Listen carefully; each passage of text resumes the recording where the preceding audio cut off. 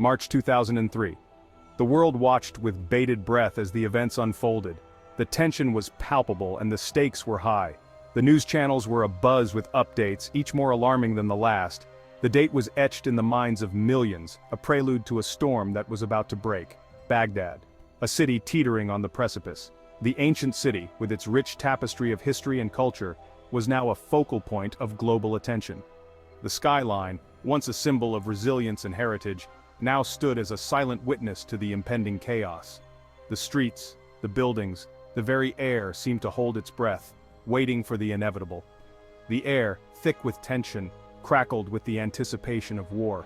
Every face in the crowd bore the weight of uncertainty. Mothers clutched their children tightly, their eyes scanning the horizon for signs of danger. Fathers whispered reassurances they barely believed. The atmosphere was electric, charged with fear and hope in equal measure. Smoke from distant explosions painted the skyline. Each plume of smoke was a grim reminder of the violence that was inching closer. The once clear skies were now marred by the dark clouds of war. The sounds of explosions echoed through the city, a constant reminder of the peril that loomed large. The streets, once teeming with life, were now eerily deserted. Marketplaces that once bustled with activity were now ghostly quiet. Shops were shuttered and homes were locked tight. The vibrant pulse of the city had slowed to a fearful, hesitant beat. The silence was deafening, a stark contrast to the chaos that was unfolding.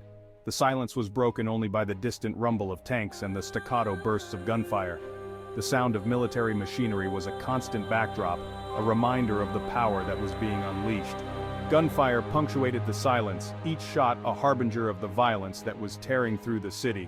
The ground seemed to tremble with the weight of the conflict. Saddam Hussein's regime, once iron-fisted and absolute, was crumbling. The Americans were coming. The statues that once stood as symbols of his power were now toppling, a visual testament to the regime's decline. The streets that once echoed with the chants of loyalty were now filled with the sounds of liberation. The old order was giving way to the new, and the city was caught in the throes of this monumental shift. And in the heart of this maelstrom, a crime of unimaginable audacity was about to unfold. Amidst the chaos, as people ran for cover and buildings crumbled, a heist was being planned. The audacity of it was staggering, a testament to the human spirit's resilience and resourcefulness, even in the darkest of times. The city, already reeling from the invasion, was about to witness an act that would go down in history as one of the most daring crimes ever committed. For weeks, the world had watched as the US-led coalition advanced on Baghdad. Saddam Hussein, the dictator who had ruled Iraq with an iron fist for decades, was on the brink of collapse. His grip on power, once absolute, was slipping away. The streets of Baghdad, once filled with his loyalists, were now patrolled by American troops. The dictator's days were numbered. The end, when it came, would be swift and brutal. As the city burned around them, an unassuming convoy of vehicles made its way through the deserted streets. Heavily armed guards, their faces obscured by balaclavas, scanned the rooftops for threats. Their destination, the central bank of Iraq. Inside the lead vehicle, a single sheet of paper bearing a handwritten note from Saddam Hussein himself authorized the withdrawal of nearly $1 billion. A fortune, even in times of peace. But in the chaos of war, it was a prize beyond measure. Inside the bank, officials stared at the note in disbelief. The air was thick with tension, and the silence was almost deafening. The note, a simple piece of paper, held the weight of 1,000 fears. It was an order, but not just any order. It was a directive from the highest authority, one that could not be ignored or questioned. It was an order from their leader, yet it felt like a death warrant. The officials exchanged glances, their faces etched with worry and dread. They knew the consequences of defying such an order. It was a command that left no room for negotiation or delay. The weight of the decision pressed heavily on their shoulders. To defy Saddam was suicide. His reputation for ruthlessness was well known, and the fear he instilled was palpable. The officials were acutely aware of the stakes. They had seen what happened to those who dared to oppose him. The memories of past punishments were fresh in their minds, serving as a grim reminder of the peril they faced. But to comply was unthinkable. The order demanded something that went against their very principles, something that felt morally and ethically wrong. The officials were torn between their duty and their conscience. The room was filled with a sense of unease as they grappled with the impossible choice before them. Hours ticked by, each one an eternity. The clock on the wall seemed to mock them with its relentless ticking. Every second that passed felt like a lifetime. The officials were trapped in a state of paralysis, unable to move forward or backward. The weight of the decision hung over them like a dark cloud. Finally, with a sense of dread, the bank officials relented. They knew they had no other choice. The decision was made, but it brought no relief. Instead, it was accompanied by a deep sense of foreboding. The officials moved with heavy hearts, their steps slow and reluctant. The atmosphere was thick with fear and uncertainty. The vault doors swung open, revealing stacks of US dollars, crisp and new. The sight of the money, so pristine and untouched, was almost surreal. It was a stark contrast to the turmoil and fear that filled the room. The officials couldn't help but feel a sense of loss, as if they were giving away a part of themselves. The money, loaded onto the waiting trucks, vanished into the night. The operation was carried out with precision and efficiency, but it felt like a robbery in plain sight. The officials watched as the trucks disappeared into the darkness, taking with them the hopes and dreams of many. The sense of finality was overwhelming. The only sound that remained was the ghostly echo of the vault doors clanging shut. The once bustling vault was now empty, a hollow shell of what it used to be. The echoes seemed to linger, a haunting reminder of what had transpired. The officials stood in silence, their minds racing with thoughts of what the future held. The bank, once a symbol of security and stability, now felt like a ghostly relic of the past. Section 5 vanished into thin air. The convoy disappeared as quickly as it had come. The money, along with the men who had taken it, seemed to evaporate into the chaos of Baghdad. Days turned into weeks, and the whispers of the impossible heist grew louder. The world, still reeling from the fall of Saddam, was stunned. In the blink of an eye, nearly $1 billion had vanished. It was the biggest bank robbery in history.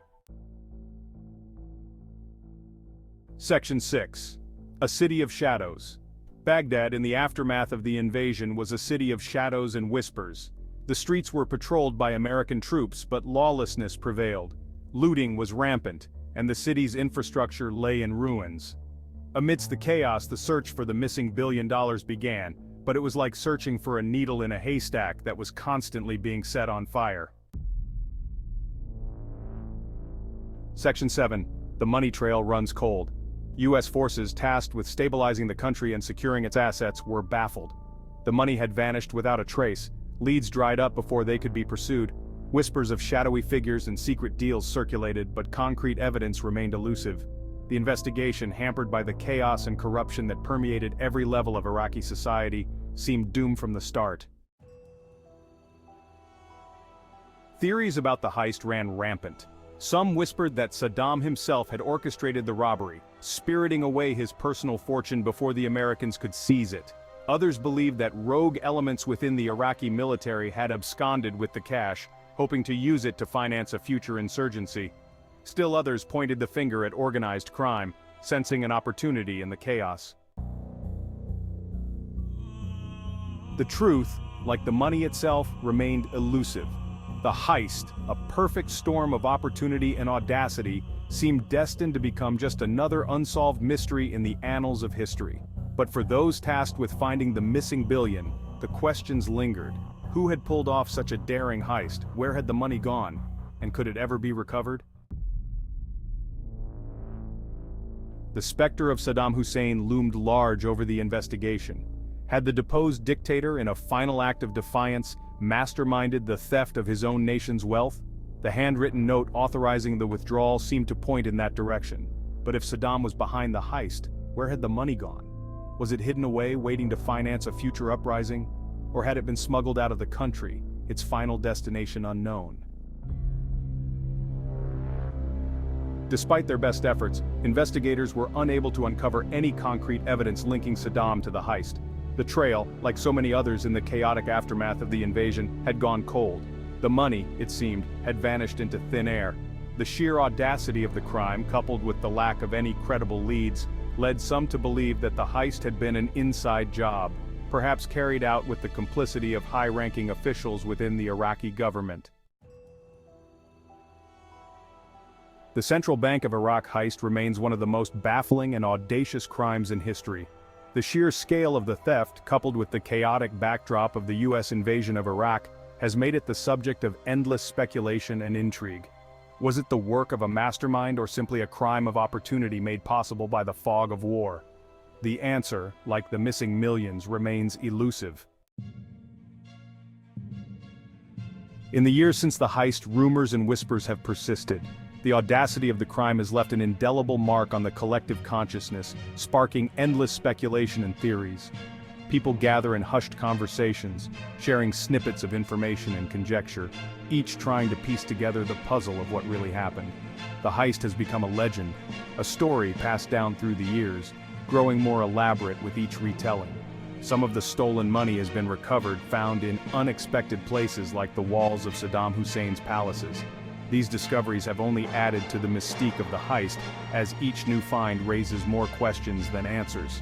How did the money end up there? Who was involved in hiding it?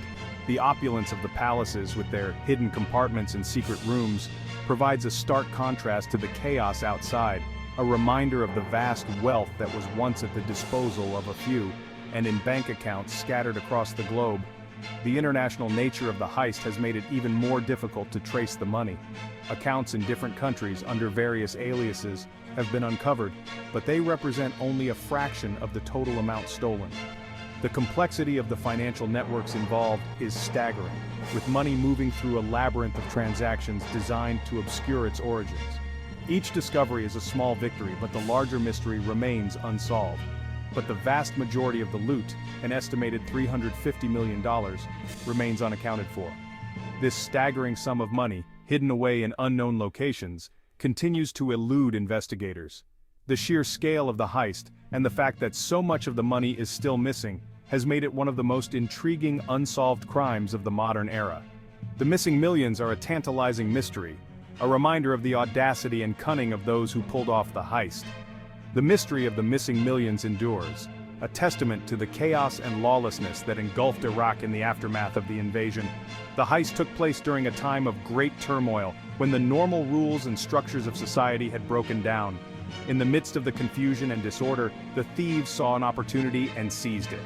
The war-torn streets and abandoned buildings of Baghdad are a stark reminder of the conditions that made the heist possible, and of the challenges that investigators face in trying to solve the crime. It is a reminder that even in the 21st century, some crimes are so audacious, so brazen, that they defy explanation. The heist is a testament to the ingenuity and daring of those who carried it out, and to the enduring allure of the perfect crime. Despite advances in technology and security, there are still those who are willing to take incredible risks for the chance of a huge payoff. The heist remains a fascinating and enigmatic chapter in the history of crime, a story that continues to captivate and intrigue.